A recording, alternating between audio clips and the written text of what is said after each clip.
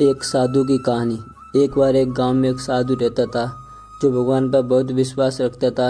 एक बार वह साधु पेड़ के नीचे बैठा था और भगवान को याद कर रहा था, तो अचानक वहां बाढ़ आ गई।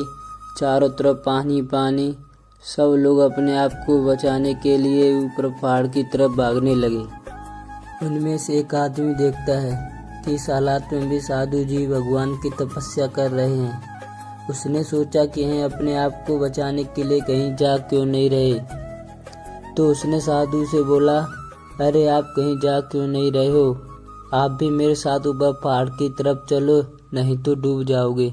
साधु बोले, अरे हमें क्या होगा, मैं भगवान की इतनी तपस्या करता हूँ, मुझे कुछ नहीं हो सकता, मुझे भगवान अपने आप बचाएंगे।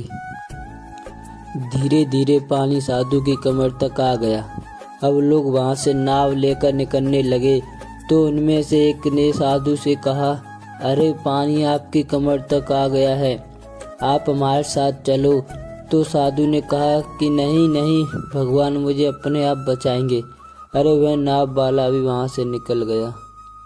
कुछ देर बाद पानी इतना बढ़ गया कि साधु के सर तक पहुंच गया और अब लोगों को बचाने के लिए हेलीकॉप्टर निकालने लगे। एक हेलीकॉप्टर साधु के पास आया, जो कि आखिरी हेलीकॉप्टर था। साधु के पास नीचे रस्सी फेंकी और बोला, इसे पकड़ो और ऊपर आ जाओ, नहीं तो आप डूब जाओगे। है आखिरी हेलीकॉप्टर है और आपके पास में दूसरा कोई रास्ता नहीं है बचने के लिए। साधु ने कहा, रस्सी वापस ऊपर खींच लो और आप चले जाओ। मुझे भगवान के ऊपर पूरा भरोसा है, वह मुझे बचा लेंगे। पानी काफी ऊपर आ गया, पेड़ डूब गया और साधु की भी डूबने से मौत हो गई।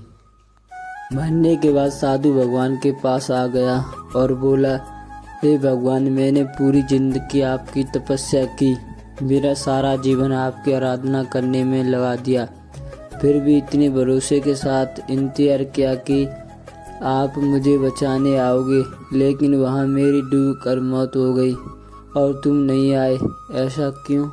भगवान बोले, मूर्ख इंसान, एक नहीं 3 बार आया था, वो तीनों बार मैं ही तो था। पहला पैदल, दूसरा नाव के द्वारा और तीसरा हेलीकॉप्टर के द्वारा, लेकिन तुमने मेरा एक भी अवसर पहचान नहीं पाया, पता नहीं किसका इंतजार कर रहा था।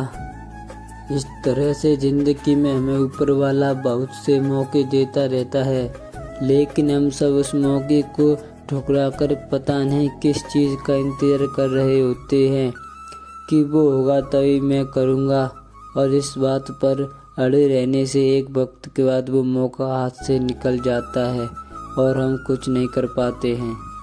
तो किसी भी अच्छे समय का इंतजार मत करो, जो भी करना है आज और अभी से शुरू कर दो।